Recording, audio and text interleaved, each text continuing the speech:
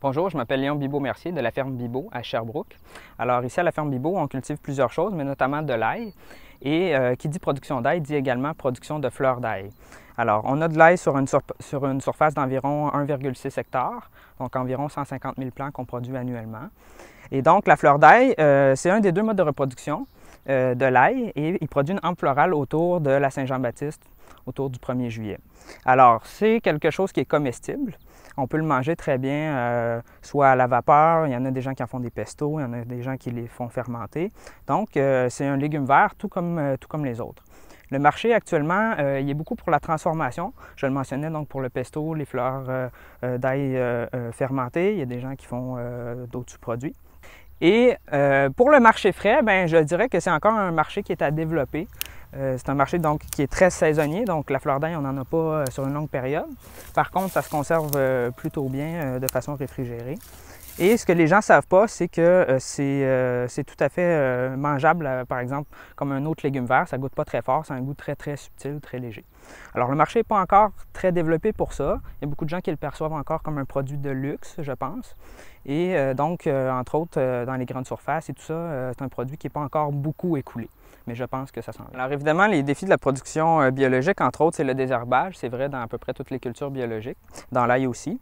Alors, ce qu'on utilise pour protéger l'ail contre les mauvaises herbes, en tout cas le plus possible, c'est un paillis.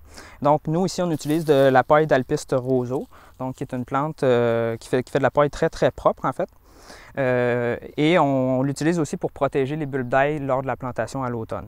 Et en même temps, pendant la saison estivale, ça vient limiter beaucoup la propagation des mauvaises herbes. Pas complètement, il y en a quand même. Ça fait partie de la production biologique. Concernant la fleur d'ail biologique en particulier, un des défis, c'est qu'il y a un insecte qui s'appelle la teigne du poireau. Alors, la teigne du poireau aime particulièrement la fleur d'ail. Elle vient s'y loger, elle vient faire des dommages à la fleur d'ail. Alors, il faut s'assurer de contrôler la teigne du poireau. Il faut faire du dépistage.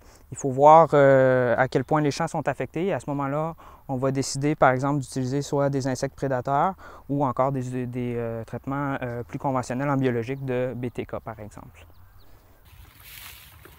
Mon nom est Liliane Mercier. Je suis la conjointe de Roch Bibeau et de Léon Bibeau, maintenant propriétaire de la ferme.